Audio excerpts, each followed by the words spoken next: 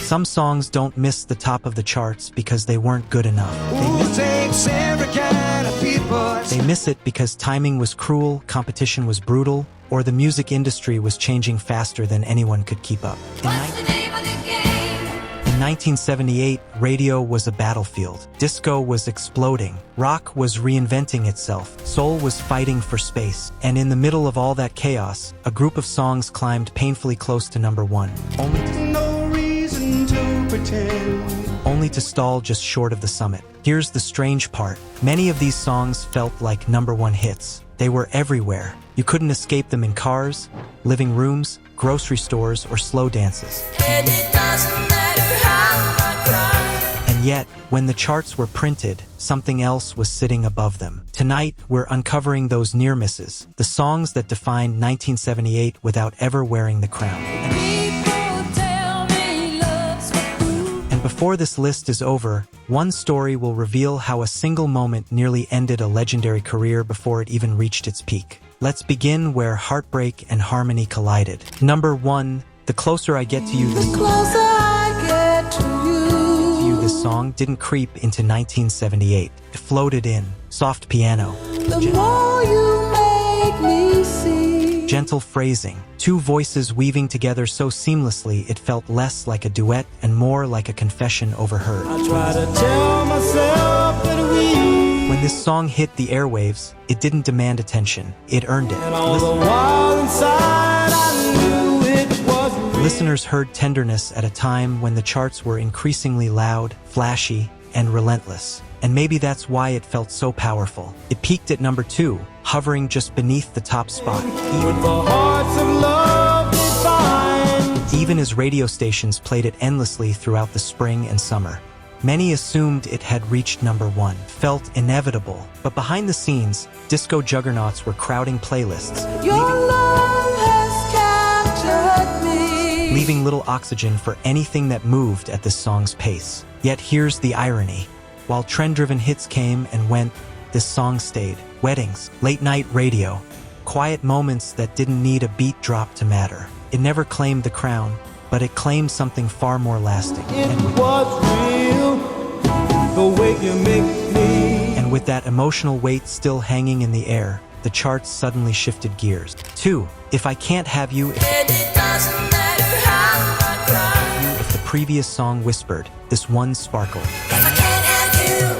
By 1978, disco wasn't just a genre, it was a force of nature.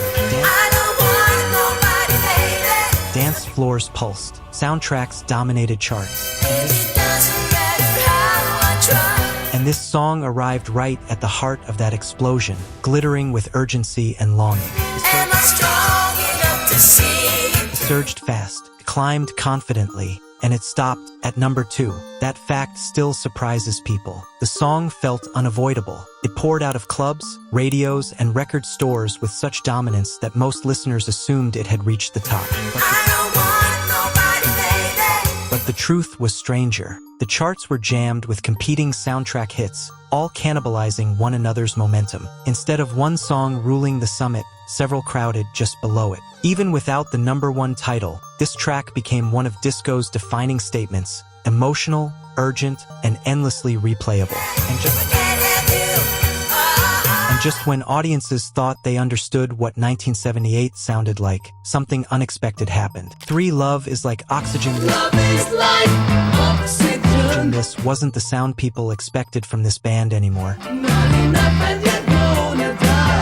And that was the point. Gone was the straightforward glam. In its place came complexity.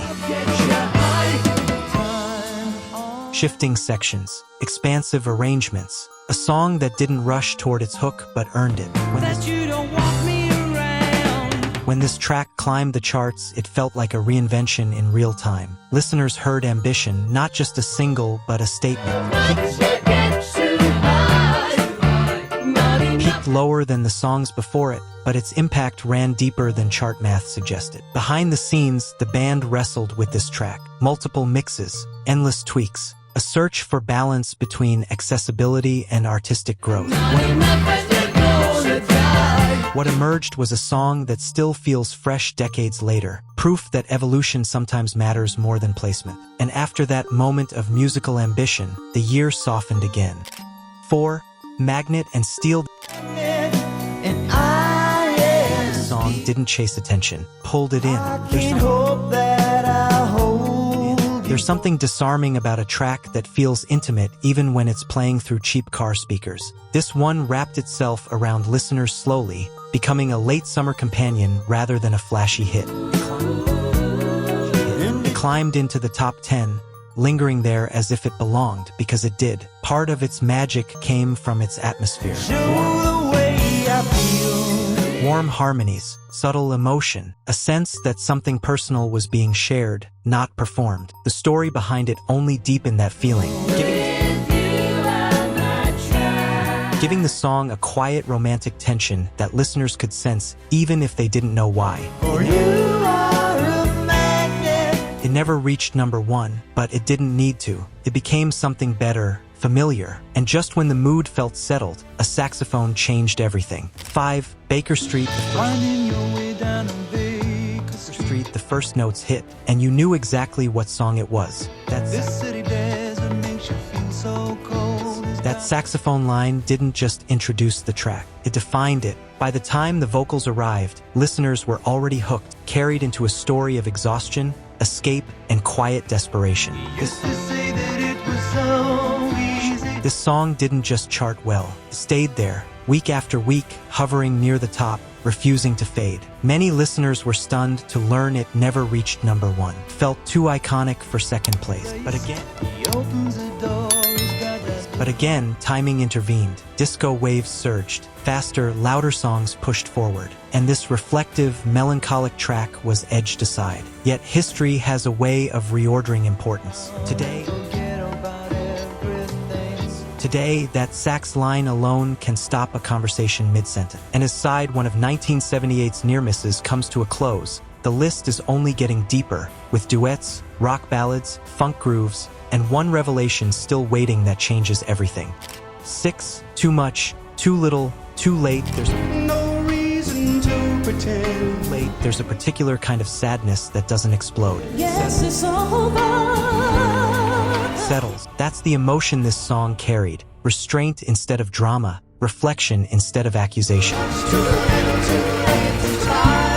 Two voices circling the same truth, neither trying to overpower the other. It climbed high, brushing the upper reaches of the charts, crossing formats effortlessly.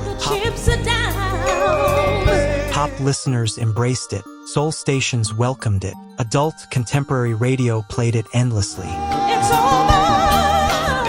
And still, it stopped short. Here's what makes that pause haunting. One of the creative forces behind this song was standing at the edge of the music world, quietly convinced their best days were already behind them.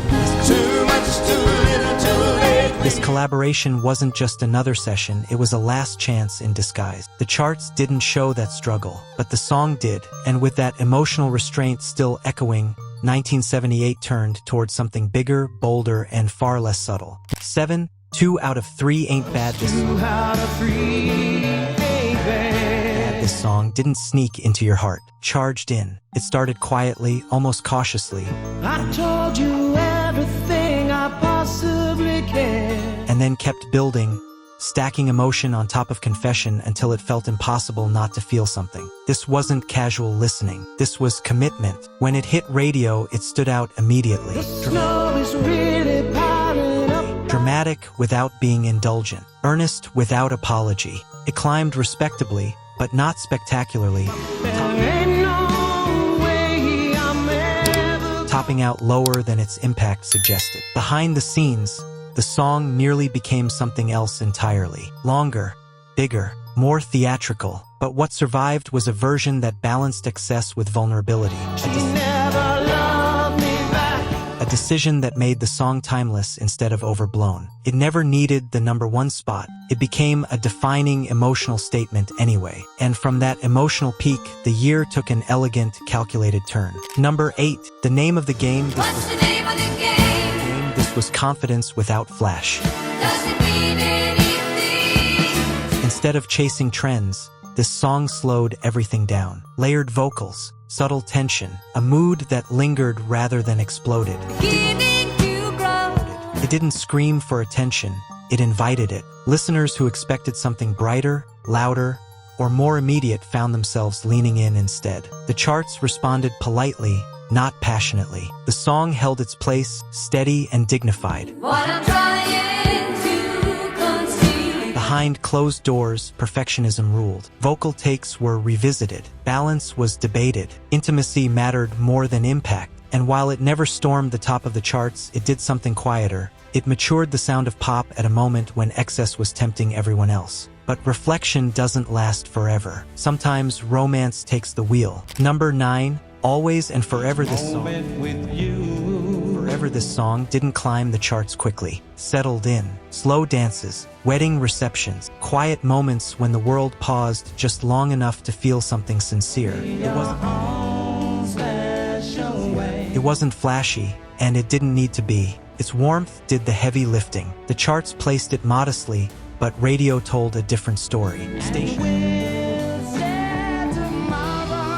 Stations across genres gave it a home, letting it grow into something permanent. And here's where the earlier mystery finally starts to take shape. The songwriter behind this track had nearly walked away from music entirely. Not because of failure, but exhaustion, doubt, and the creeping fear that inspiration had dried up. This song wasn't just a success, it was a rescue. That single decision to stay would ripple far beyond this moment, shaping pop music in ways few listeners realized at the time. With that revelation hanging in the air, 1978 lifted its mood again. Number 10, Every Kind of People. This song arrived like a breeze, light on its feet, optimistic without sounding naive. In a year dominated by intensity, emotional, rhythmic, and competitive, this track felt refreshingly human. It didn't dominate radio, but it found its audience, and that audience stayed. Subtle influences gave it texture, while the message made it welcoming rather than preachy. Behind the scenes, a single creative choice nearly changed its fate. A simpler path was suggested, safer, more predictable, but instinct won out and the song kept its character. It never touched the top of the charts, but it hinted at a future far bigger than this moment suggested. And with that optimism carried forward, the list moves towards songs that didn't just cross borders, they traveled the world. The biggest revelations are still ahead. Number 11. Love is in the air. Some songs don't need explanation. Every sight and every sound. They announce themselves the moment they start. This one arrived light, buoyant, almost effortless. Something that I must believe in.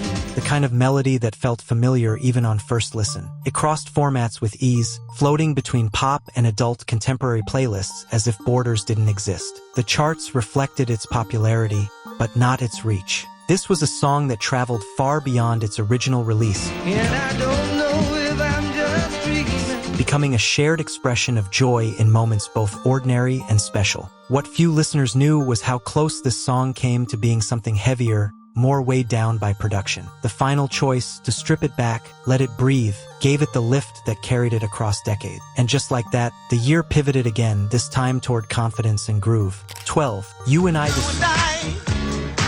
this song didn't ask permission. It announced a presence, driven by rhythm, personality, and unmistakable attitude. It felt alive from the first beat. Radio embraced it quickly, sensing the arrival of a voice that wasn't interested in blending in. It climbed confidently, though not explosively, stopping well short of number 1. But placement didn't matter. The performance did. The energy did. A last-minute studio decision, almost insignificant on paper, added just enough punch to transform the track from good to undeniable. Sometimes that's all it takes. As the groove faded, reflection returned, this time through gravel and honesty. Number 13. Still the same. This song didn't chase youth. It spoke to experience. Its lyrics painted pictures listeners recognized. The passage of time, the cost of repetition, the tension between motion and meaning. Connected deeply, climbing high on the charts and embedding itself into the fabric of the year.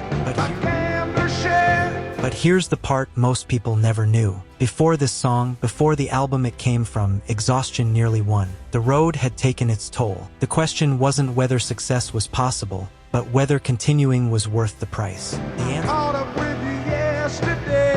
The answer came through this song, through clarity, through grit. That turning point didn't just save a career, it reshaped it. And just when introspection reached its peak, the dance floor reclaimed the spotlight. Number 14. Don't Let Me Be Misunderstood. This wasn't a cover. It was a reimagination, bold, dramatic, unapologetically theatrical. This version took something familiar and stretched it into a new form, one built for movement, sweat, and spectacle. Clubs embraced it immediately. Radio followed. The charts reflected steady momentum rather than explosive success, but the impact was undeniable. What made it stand out wasn't just rhythm, it was confidence. In a sea of polished disco, this track leaned into intensity and flair, daring listeners to follow. They did, and as the year prepared to close, one final song stepped forward, energetic, spontaneous, and impossible to ignore. 15. It's so easy this song didn't feel calculated, felt alive, bright, driving, and effortlessly confident. It burst onto the charts with momentum that felt unstoppable. Its energy translated instantly, pushing it high into the top 5 and keeping it there. The version everyone knows almost didn't exist. What became the final take was captured unexpectedly, raw, electric, and impossible to recreate. Sometimes, the best moments happen when no one's trying too hard. It never reached number 1, but it didn't need to. These 15 songs tell a different story about 1978. They prove that the charts don't always measure impact, only timing. That cultural memory isn't built on rankings, but on moments, on feelings, on songs that stayed long after the numbers moved on. They came close, painfully close, and somehow that made them unforgettable. So which one still lives with you? Which song takes you back the moment it plays? Hold on to that feeling, because sometimes the songs that almost won are the ones that last the longest.